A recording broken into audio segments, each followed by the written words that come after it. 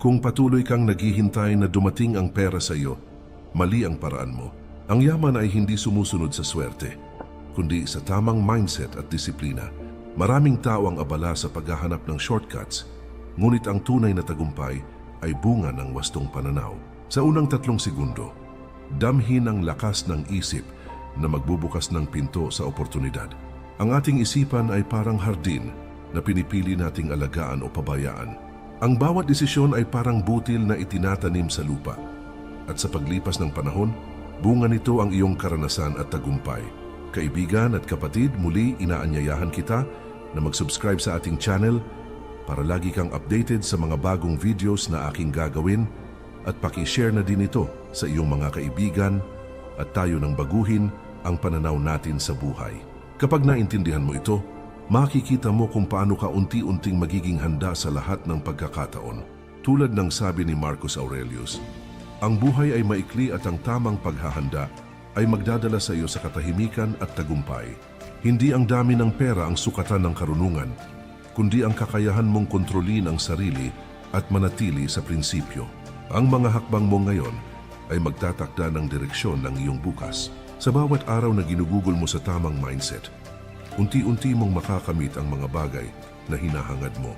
Maraming nagmamadali at nawawala sa tunay na diwa ng tagumpay. Ang paghabol sa pera ng walang malinaw na prinsipyo ay katulad ng paglalakad sa dilim ng walang ilaw. Ang katahimikan ng isip at konsistensya sa aksyon ang tunay na puhunan para sa isang maayos na hinaharap. Huwag hayaan na ang ingay ng mundo ang maging gabay mo. Sa halip, hayaan ang iyong disiplina ang magtakda ng landas. Sa bawat desisyon na gagawin mo ngayon, isipin ang epekto nito sa hinaharap. Ang mga oportunidad ay dumarating sa mga handa at disiplinadong isipan. Ang yaman ay hindi lamang nasusukat sa pera, kundi sa kakayahan mong mamuhay ng may katahimikan at kabuluhan. Sa video na ito, matututuhan mo ang tamang mindset para sa 2026 na magdadala sa iyo sa mas malinaw na direksyon at mas matagumpay na buhay.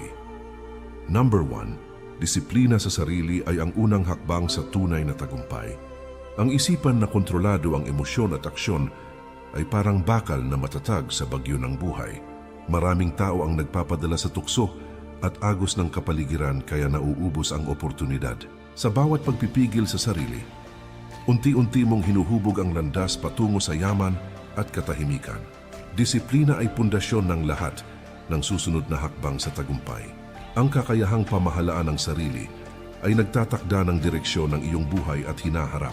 Ang kontrol sa sariling gawi ay hindi lamang tungkol sa pera, kundi sa kalidad ng bawat desisyon. Kapag alam mo kung kailan maglaan at kailan maghintay, mas malinaw ang iyong direksyon. Hindi sapat ang kaalaman kung walang disiplina na nagtatakda ng limitasyon at gabay.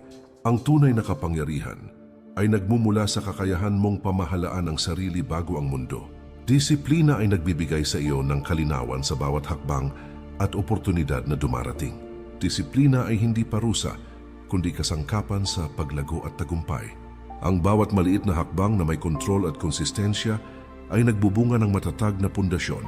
Ang taong disiplinado ay may kakayahang harapin ang anumang pagsubok ng may kalmadong isipan. Ang pagtitiis at pagpipigil ay hindi pinipigilan ng kasiyahan kundi pinapalaki ito sa tamang panahon. Sa bawat araw na ginugugol mo sa disiplina, mas napapalapit ka sa iyong tunay na layunin. Sa disiplina mo nagkakaroon ng malinaw na balangkas ang iyong buhay. Ang bawat desisyon ay may mas mataas na layunin at hindi basta naglalaho sa agos ng panahon. Kapag alam mo kung ano ang dapat at hindi dapat gawin, mas madali ang pag-abot sa mga pangarap. Ang katatagan sa sarili ay nagiging gabay sa bawat hakbang at oportunidad na dumarating. Disiplina ay nagbibigay ng kapayapaan ng isip habang lumalapit sa tagumpay. Disiplina sa sarili ay nagdudulot ng kalayaan sa hinaharap. Kapag ang isipan ay maayos na nakapokus, hindi ka basta naliligaw o napapadala sa tukso. Ang mga taong may disiplina ay lumalapit sa yaman at tagumpay ng may katahimikan sa puso. Ito ang pundasyon na maghahanda sa iyo sa lahat ng hamon ng 2026 at sa bawat darating pang taon. Disiplina ay hindi lamang kasanayan, kundi paraan ng pamumuhay na magdadala ng tunay na tagumpay. Number 2. Pagtitiyaga ay susi sa pag-abot ng pangmatagalang tagumpay. Bawat hakbang na ginagawa mo nang may tiyaga ay nagbubuo ng matibay na pundasyon. Maraming tao ang sumusuko sa unang pagsubok at hindi natututo sa mga pagkabigo. Tunay na lakas ay makikita sa kakayahan mong magpatuloy kahit mahirap at mabagal ang progreso. Pagtitiyaga ay nagbubukas ng pinto sa oportunidad na hindi nakikita ng mga padalos-dalos. Sa bawat araw na pinipili mong magpatuloy, mas lumalapit ka sa iyong layunin at pangarap. Pagtitiyaga ay hindi lamang tungkol sa pagtitiis sa hirap, kundi sa patuloy na pag-aaral at paglago. Bawat karanasan, mabuti man o masama, ay aral na magpapalakas sa iyo sa hinaharap. Kapag hindi ka sumusuko, natututuhan mong hawakan ang kontrol sa iyong buhay at emosyon. Oras at pasensya ay puwersang nagtataguyod ng matatag at matagumpay na landas. Taong may tiyaga ay may kakayahang harapin ang anumang hamon ng may kalmadong isip at determinasyon. Maliit na hakbang na paulit-ulit ay nagiging malalaking resulta sa tamang panahon. Maraming pagkakataon ang hindi napapansin ng mga padalos-dalos, ngunit natatamo ito ng matiyaga. Pagkabigo ay hindi hadlang kundi gabay sa tamang direksyon. Pagtitiyaga ay nagbibigay sa iyo ng kapangyarihan na magpatuloy kahit maraming balakid ang dumating. Bawat hakbang na may tiyaga ay nagtuturo sa iyo na pahalagahan ang proseso higit sa resulta. Pagtitiyaga ay nagbubukas ng kalinawan sa bawat desisyon at aksyon. Kapag handa kang maghintay at magtrabaho ng matiyaga, mas malinaw ang iyong landas patungo sa tagumpay. Hindi mabilis na resulta ang sukatan ng kakayahan, kundi kakayahang manatili sa tamang landas. Tunay na yaman at tagumpay ay dumarating sa mga handa at matiyagang isipan. Pagtitiyaga ay nagiging pundasyon ng isang maayos at balansing buhay. Taong matiyaga ay may katahimikan sa puso at kalinawan sa isip. Kapag alam mong bawat pagsusumikap ay may katumbas na bunga sa tamang panahon, nagiging matatag ka sa bawat hamon.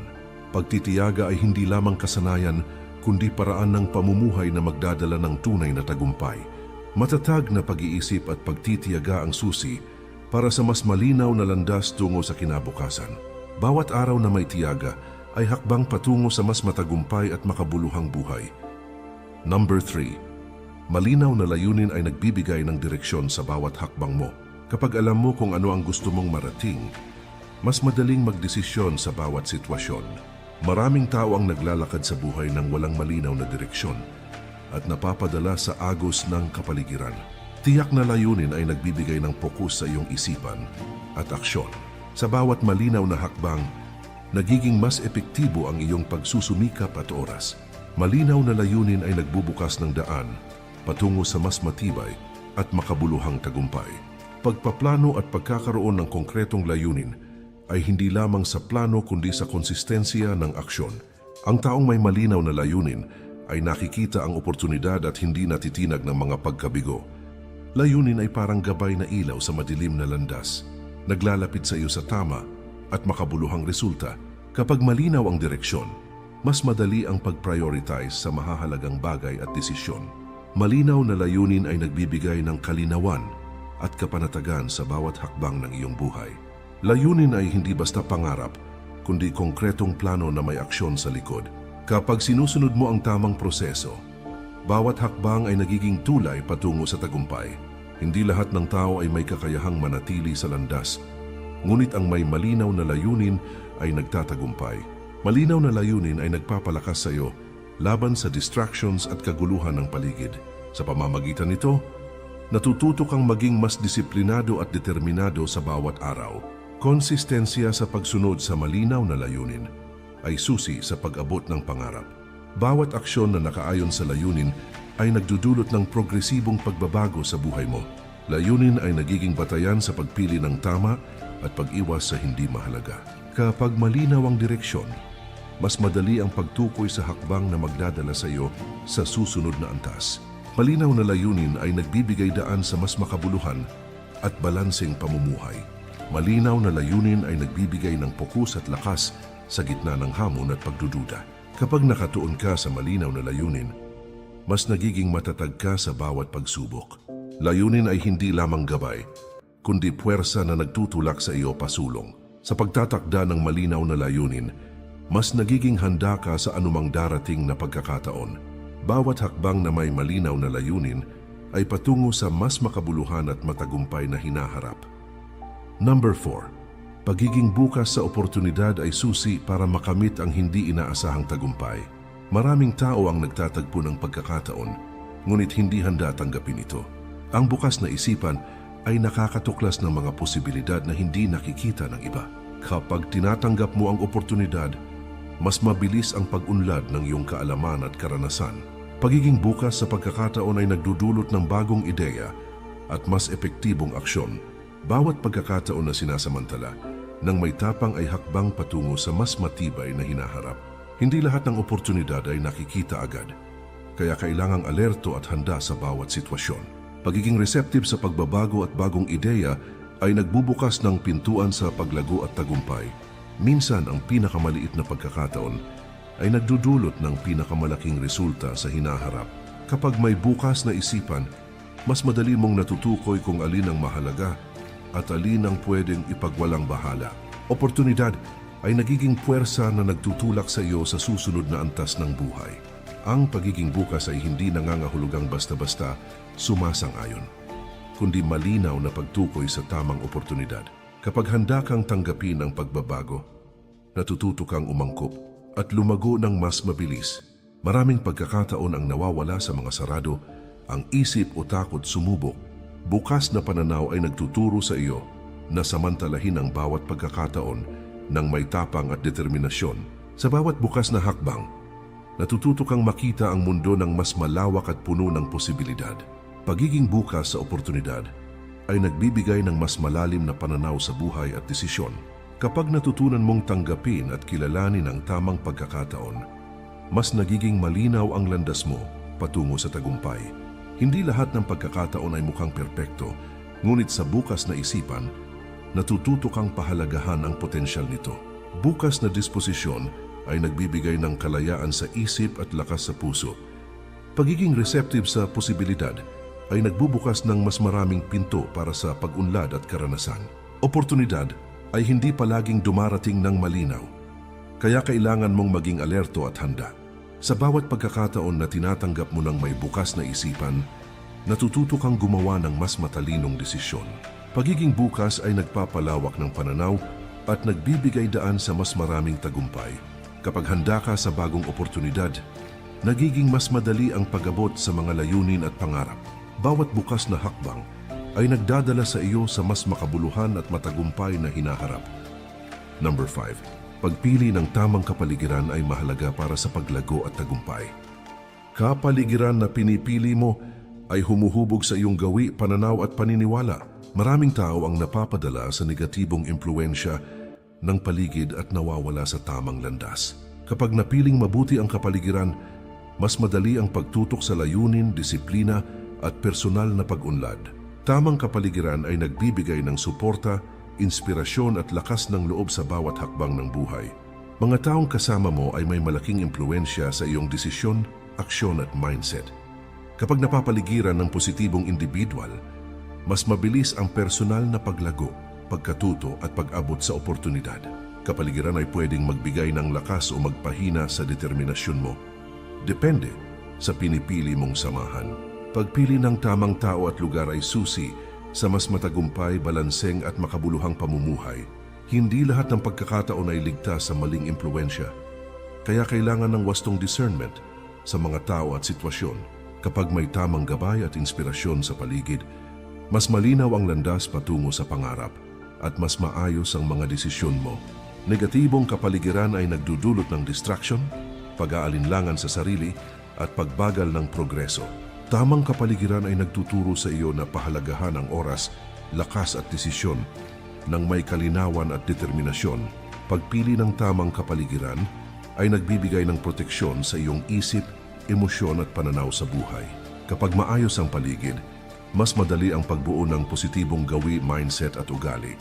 Kapaligiran ay puwersa na humuhubog sa pagkatao, disiplina at tagumpay mo. Sa bawat tamang kapaligiran na pinipili mo, nagiging mas handa ka sa mga hamon, oportunidad at tagumpay na darating sa buhay mo. Number 6. Pagpapahalaga sa oras ay susi para sa produktibo at makabuluhang buhay. Bawat sandali na ginugol mo ay hindi na maibabalik, kaya napakahalaga ng tamang paggamit nito.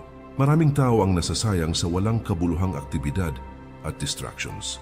Kapag pinaglalaanan mo ng pansin ang mahahalagang bagay, mas mabilis mong naabot ang layunin at tagumpay. Oras ay pinakamahalagang puhunan na dapat alagaan at pahalagahan sa bawat hakbang ng buhay. Ang tamang pag-manage ng oras ay nagbibigay ng kalayaan sa isip at katiyakan sa hinaharap. Pagpapahalaga sa oras ay hindi lamang tungkol sa paggawa ng maraming bagay, kundi paggawa ng tama at may direksyon. Kapag maayos ang pag-prioritize, mas nagiging malinaw ang mga hakbang at desisyon sa buhay. Oras na ginugol sa tamang gawain ay nagbubunga ng personal na paglago at mas matibay na resulta. Madalas mga sandali na itinuturing na maliit ay nagiging pundasyon ng malalaking tagumpay sa hinaharap. Sa wastong pagpapahalaga sa oras, natututo kang maging disiplinado at mas responsable sa sarili. Hindi lahat ng oras ay pantay ang halaga, kaya kailangan mong kilalanin kung alin ang mahalaga at alin ang pwedeng ipagwalang bahala. Kapag natutunan mong pahalagahan ang oras, mas nagiging epektibo ang bawat aksyon at hakbang mo. Pagpapahalaga sa oras ay nagbibigay daan sa balansing buhay at mas malinaw na landas patungo sa tagumpay.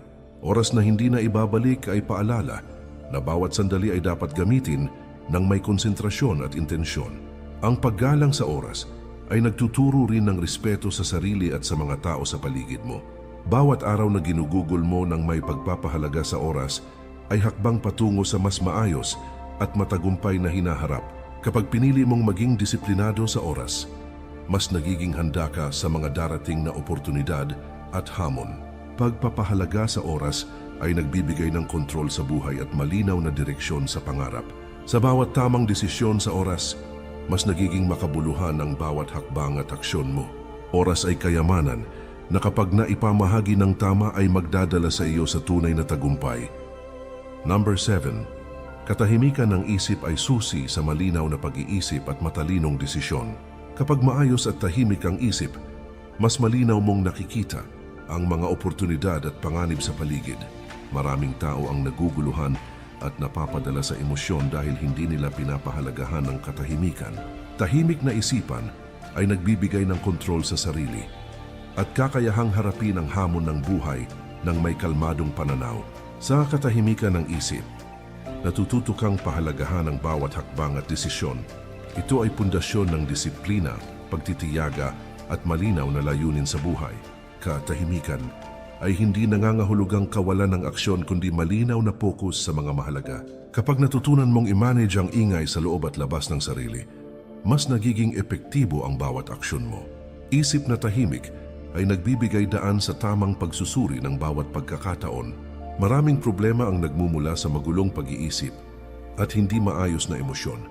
Sa katahimikan ng isip, natututo kang gumawa ng desisyon ng may kalinawan at katiyakan.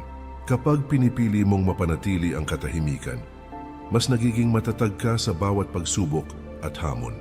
Tahimik na isip ay nagbibigay ng kapayapaan sa puso at lakas sa katawan. Hindi lahat ng tao ay may kakayahang panatilihin ang katahimikan sa gitna ng gulo at kaguluhan. Katahimikan ng isip ay nagbibigay ng malinaw na landas patungo sa personal na tagumpay at paglago. Kapag kontrolado mo ang sarili sa pamamagitan ng katahimikan, mas nagiging handa ka sa anumang darating na pagkakataon. Tahimik na isip ay pundasyon ng malinaw na layunin at tamang disiplina sa bawat hakbang. Kapag may katahimikan, mas natututo kang pahalagahan ang proseso kaysa sa agarang resulta. Maraming oportunidad ang nakakaligtaan ng mga padalos-dalos at magulong isipan. Katahimikan ay nagbibigay ng kalinawan sa pag-prioritize ng mahahalagang bagay sa buhay. Sa bawat araw na pinananatili ang katahimikan ng isip, mas nagiging makabuluhan at epektibo ang bawat hakbang. Katahimikan ng isip ay nagbibigay ng inner strength na hindi matitinag ng gulo o distraction.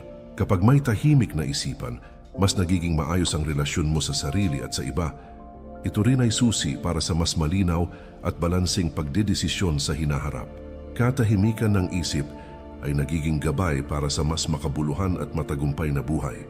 Sa pagpapanatili ng katahimikan, natututo kang maglakad sa mundo ng may determinasyon at kalmadong pananaw.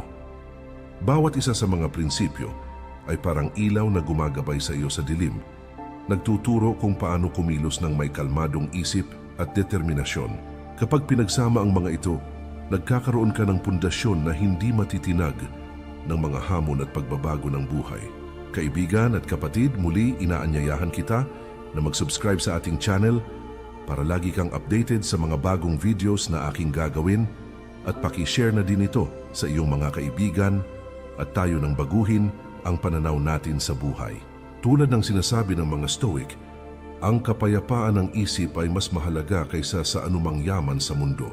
Kapag natutunan mong kontrolin ang sarili at isipan, mas nagiging malinaw ang bawat hakbang mo sa buhay. Hindi ka na basta padadala sa kapaligiran, emosyon o swerte, kundi sa prinsipyo at tamang aksyon. Sa bawat araw na ilalapat mo ang 7 mindset, unti-unti mong makakamit ang mas makabuluhan at balansing buhay. Manatiling disiplinado, matiyaga, at bukas sa bawat pagkakataon na dumarating sa iyo. Ang pinakamahalaga sa lahat ay ang katahimikan at malinaw na pananaw sa sarili. Ito ang magbibigay sa iyo ng lakas sa gitna ng gulo at magdadala ng malinaw na direksyon sa bawat hakbang. Sa pagtatapos ng video na ito, tandaan na ang pagbabago ay nagsisimula sa loob mo, sa iyong isipan at prinsipyo. Kapag pinili mong isabuhay ang 7 mindset, magiging mas handa ka sa lahat ng hamon at oportunidad ng buhay. Maraming salamat po, mag-ingat po tayo palagi at kay Lord palagi ang papuri.